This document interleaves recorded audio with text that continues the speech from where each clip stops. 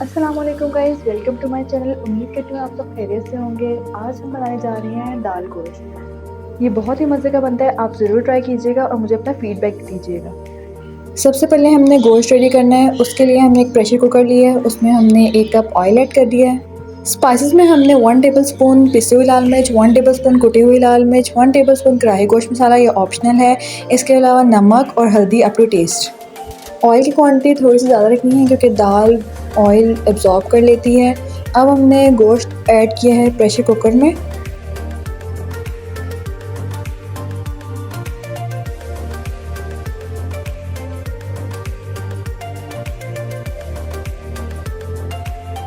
ساتھ ہی ہم اس میں 1 ٹیبل اسپون ادرک لہسن کا پیسٹ شامل کریں گے۔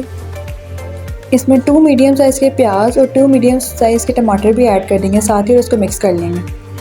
اس کے علاوہ ہم نے اس میں اسپائسز ایڈ کیا ہے اور 2 گلاس پانی کے ایڈ کر کے ہم نے پریشر کوکر کو بند کر کے رکھ دیا۔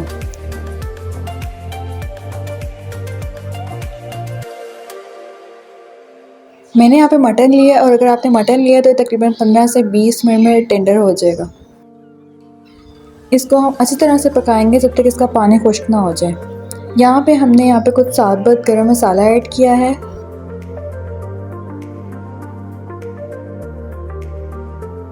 اس کے علاوہ ہم نے اس میں میتھی اور خشک دھنیا بھی ایڈ کیا ہے تاکہ اس سے اچھے سے خوشبو آئے۔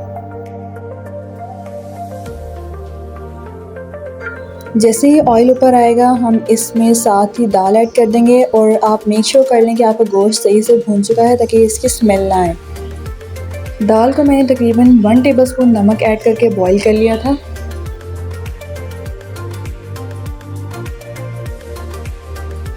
اب اس کو اچھے سے مکس کر لیں گے۔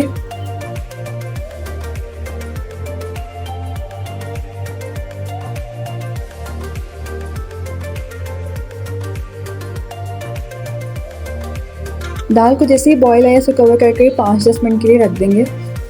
تیار ہے ہماری بہت ہی یمی بہت ہی ٹیسٹی دال۔ آپ ضرور ٹرائی کیجیے گا اور مجھے اپنا فیڈ بیک کامنٹ سیکشن میں لازمی دیجیے گا۔